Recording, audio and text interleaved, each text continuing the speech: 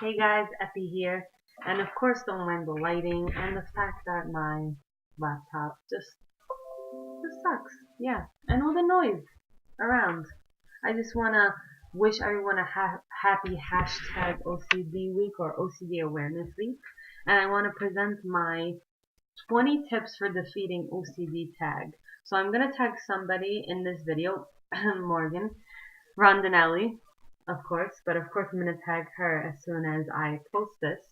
And how this video works is that I'm going to tag somebody, and that person is going to retag somebody else, and the person after that one will retag another person, and we will give each other tips and tools for defeating OCD, and that will be our um, the title of our awareness video for Living on Edge, and if you guys want to share with other people, of course. So let me start. So first of all, you can present yourself like I will do right now. My name is Epifania Galina, and I am an OCD advocate, OCD sufferer, and I have been advocating on behalf of the community for about 2.5 years, and been suffering from OCD for 6 years. And again, sorry about this video quality, guys. But so, yes, I've suffered from OCD for 6 years. I've had mostly pure obsessions, which we call pure obsession because the compulsions are all the mental rituals that are actually going on. I've also had some of the standard obsessions, which are like checking checking doors, checking stoves, checking appliances, checking smells. So all the classic ones. And then, of course, many of the intrusive thoughts as well, as you guys know. So the purpose of this video is to raise awareness about OCD and to just give tips and tools to everybody. So, and that's the second. The second point is what's the purpose of this video.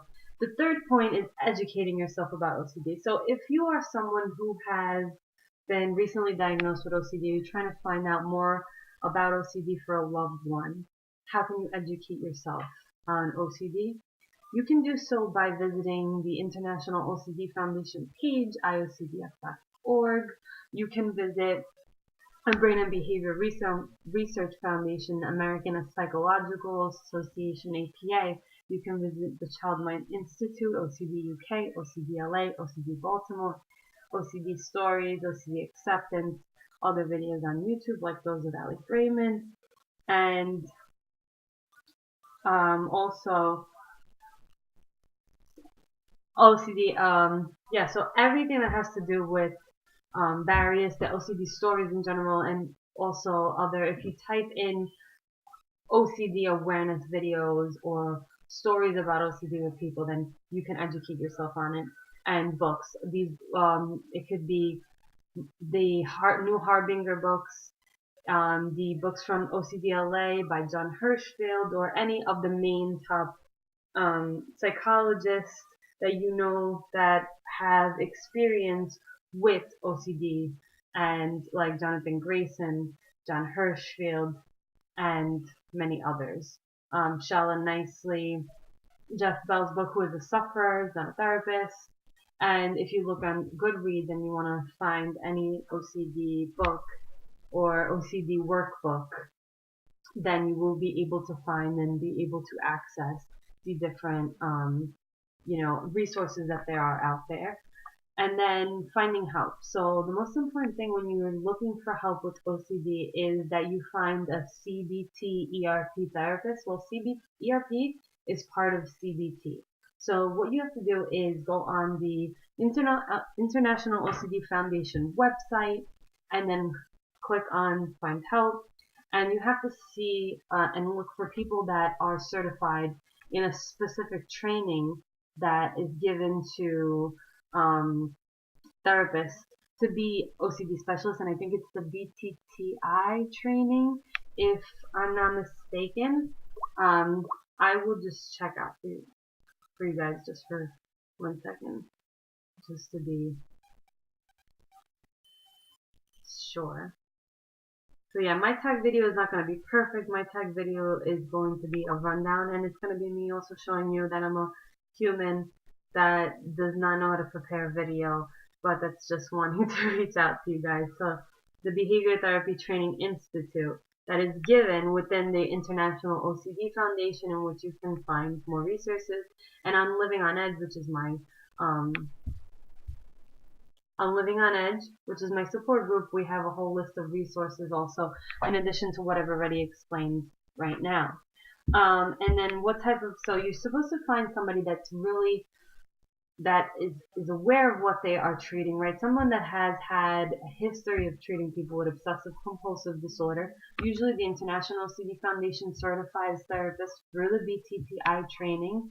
And therapists that are good are the ones that really know all the forms of OCD, but they know how to treat OCD in general. The theme of OCD is not important. What's important is that that therapist has experience with CBT and ERP, and that knows that obsessions do not only involve one category, because you might go to a therapist and they tell you, oh, I actually do ERP, or I know about OCD, but they only know about the standard OCD themes. So yeah, it's important that of course they don't misdiagnose you, but the ultimate goal is not that of treating the theme, just so you know.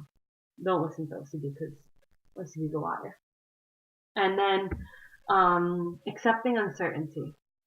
What does accepting uncertainty mean? This is one of my main tips. So as you know, with the obsessions, we want to have 100% control. Either it is with the covert obsession and compulsion. We want to have 100% sure that I got this apple and I put it right here. And I need to check again to see if I put it right there. I know I put it there, but there's always going to be a tick that's going off. So how do I accept that? I accept it by saying I make a choice to know that I did it once. Is it easy? No. It might stay in my head for a couple of seconds. But the more you are aware and accepting of the fact that you made that choice to not go back, the less it will disturb you. It's like the paradox. But the thing is also, in the meantime, which is the hardest part, and I know, is that you shouldn't reassure yourself that you actually know. You should tell yourself once, and that's it. The same thing goes with any big obsession, intrusion about a life theme. How do I know that I'm not going to harm somebody? The thing is that you don't know. You don't know what's going to happen. You don't know if you're gonna, fall down the stairs, God forbid. You don't know. You don't know who you're gonna become. There's a really, really, really slight chance that you'll ever be what your obsessions tell you to be, but that's reassurance. You can't tell your OCD, but I'm actually a good person. I'm not gonna do this because blah blah blah blah. Guess what OCD is gonna do? OCD is gonna laugh. Because OCD doesn't want certainty.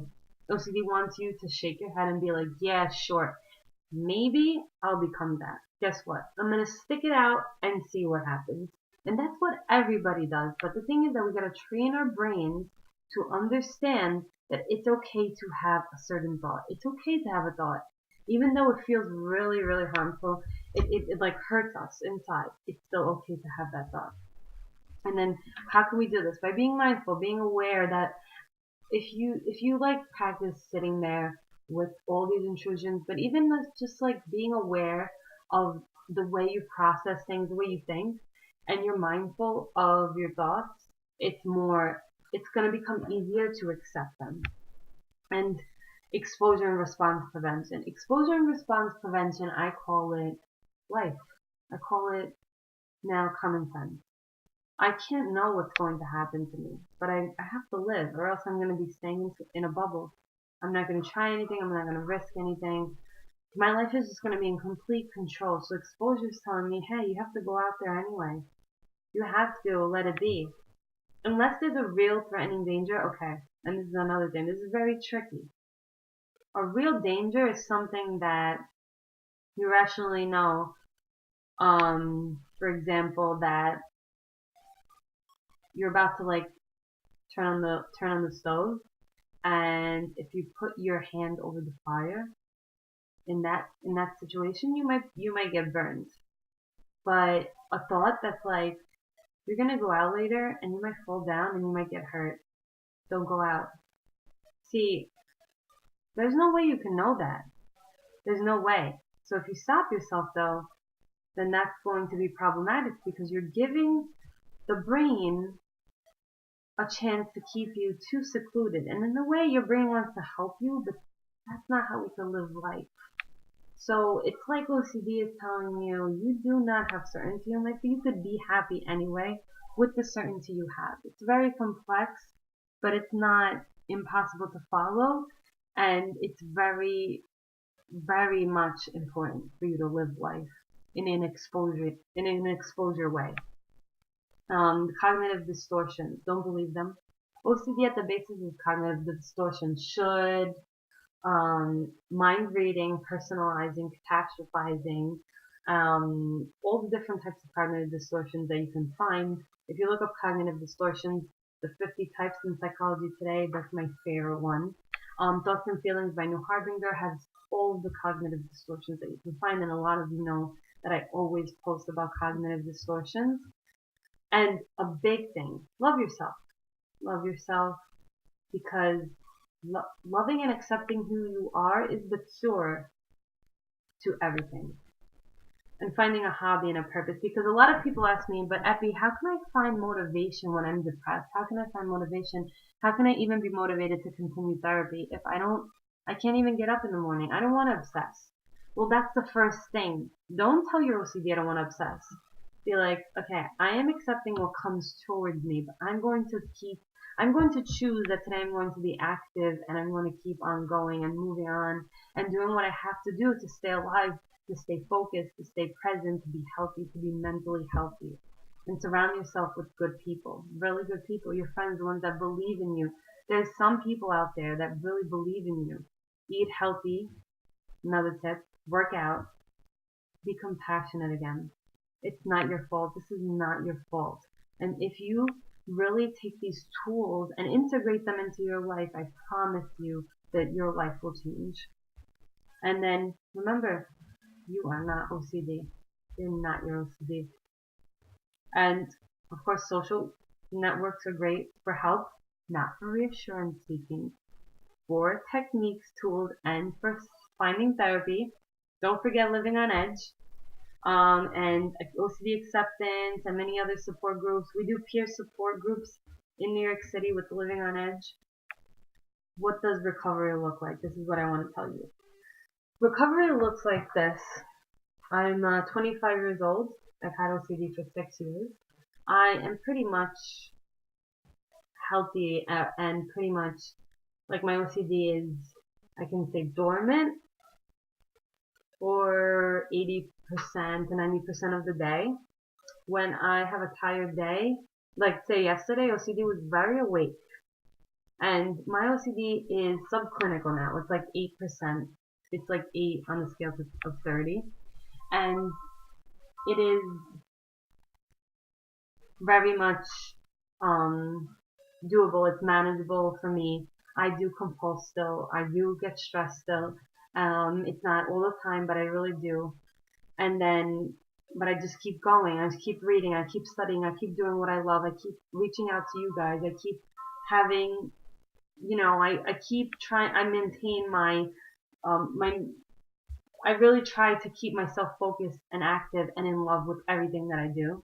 And relapses and lapses will happen. The relapse is when you completely haven't done exposure. You just try to once or twice and it's not consistent and you're just continuously suffering and you're severe. Meanwhile, the lapse is like something that happens to me, which is like every couple of months. And last but not least at all, love life, because you're only here for a certain amount of time. You're not here forever, but your present is your forever and you can make it better. And I wish you guys the best. Have a happy OCD Awareness Week, and don't forget, you're not your OCD.